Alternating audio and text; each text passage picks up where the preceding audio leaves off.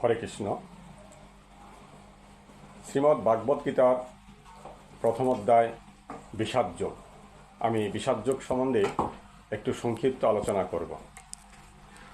কুরুক্ষেত্রের যুদ্ধের কুরু সৈন্য ও পাণ্ডব সৈন্য মুখামুখি দাঁড়াইয়া যুদ্ধ শুরু করেছিলেন। এমন সময় পাণ্ডব পক্ষ যুদ্ধ করিতে আসিলেন। মধ্যম হলেন পাণ্ডব অর্জুন। শ্রীকৃষ্ণ অর্জুনের সারথি।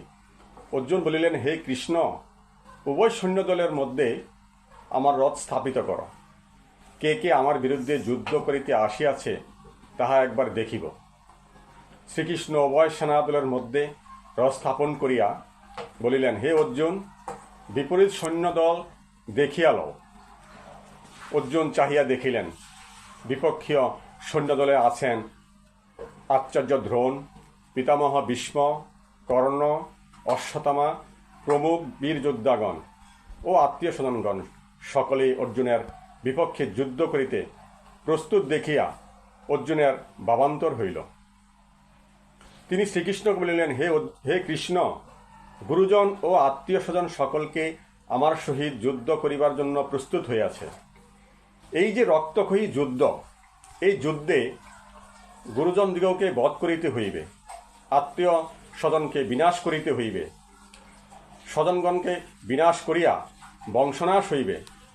বংশনাশ হইলে কুলনারীগণ ভ্রষ্ট হইবে, তাহাতে কুলধর্ম নষ্ট হইবে, বর্ণসংকর জন্মিবে। বর্ণসংকর নরক ভোগের কারণ হইবে। জলপিণ্ডের অভাবে পিতৃপুরুষগণ নরকে যাইবেন। দ্বিতীয়ত, রাজ্যলাভ ও সুখলাভের আশাই তো এই যুদ্ধ।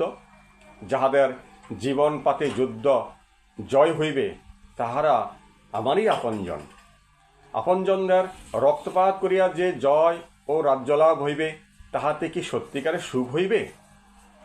ইহাতে হইবে ঘোর পাপ ও অশেষ ক্ষতি। হায়, লোভের বশবর্তী হইয়া আমি কি পাপ কাজটাইটা করিতে বসিয়াছি। এই পরিণামের বা এই পাপের পরিণাম কতই না ভয়াবহ হইবে। ভাবিয়া ভাবিয়া আমার মুখ শুকাইয়া গিয়াছে, শরীর কাঁপিতেছে, হাত হইতে ধনুর্বাণ খসিয়া পড়িতেছে। আমি আর স্থির থাকিতে পারিতেছি না, আমি যুদ্ধ করিব না। এই বলিয়া অর্জুন ধনুর্বাণ ত্যাগ করিয়া বিষণ্ণ বদনে রথের উপরে বসিয়া পড়িলেন।